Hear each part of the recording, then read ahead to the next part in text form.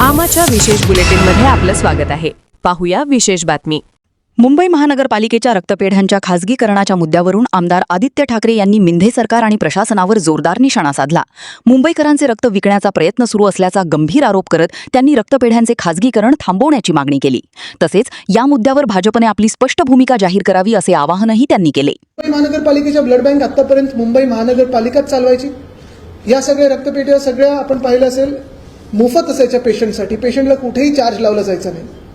आणि अनेकदा आपण ऐकतो की मुंबईत रक्ताचा साठा कमी झालेला होता. मागच्या महिन्यात देखील आपण पेपरमधून किंवा आपल्याच माध्यमातून ऐकलं की मुंबईत रक्ताचा साठा कमी झालेला आहे. आणि ज्या ज्या वेळेला अशी दुर्दैवी परिस्थिती झाली निर्माण, त्यावेळेला मला अभिमान आहे की शिवसैनिक पुढे येऊन रक्तदान करून ह्या सगळ्या ब्लड बँक भरून काढलेल्या आहेत.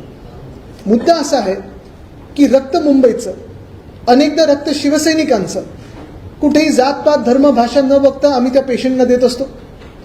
आज भाजपचं सरकार बसल्यानंतर आणि ह्या खास करून समितीमध्ये, सुधार समितीमध्ये मिंदेंच्या चेअरपर्सन असताना मुंबई महानगरपालिकेच्या ज्या रक्तपेढ्या आहेत, ज्या आत्तापर्यंत मोफत असायच्या पेशंटसाठी, त्यांना प्रायव्हेटाईज केलं जातं, खासगीकरण होतं याचं.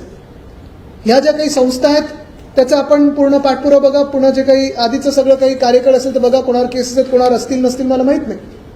पण आता त्यांना ही सुविधा दिलेली आहे की त्या प्रत्येक रक्ताच्या पिशवीसाठी 1100 रुपये, बरोबर ना विशाखात आहे, 1100 पर पाऊच, 1100 बेसिक रक्तासाठी आणि पुढे जवळपास 1600 ते 2000 रुपये पर पर्सन पर पाऊच असं चार्ज करू शकतील. म्हणजे आमचं मुंबईकरांचं रक्त एक तर मिंदे किंवा भाजप हे विकायला चाललेलं आहे, हे ह्या प्रस्तावामधून स्पष्ट होत आहे. मी आग्रही राहीन ह्याच्यावर की उद्या भाजपने देखील याच्यावर भाष्य करावं की तुम्हाला मुंबईचं रक्त विकायचं आहे का?